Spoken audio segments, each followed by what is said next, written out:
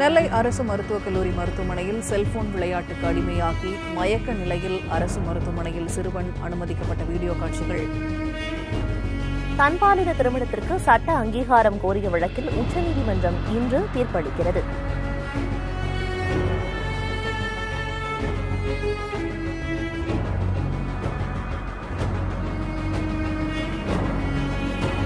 தமிழகத்தில் போதைப்பொருள் கடத்தல் ஆண்டுக்கு ஆண்டு அதிகரித்து வருவதாக சென்னை மண்டல மத்திய போதைப்பொருள் தடுப்பு பிரிவின் இயக்குநர் தெரிவித்துள்ளார்.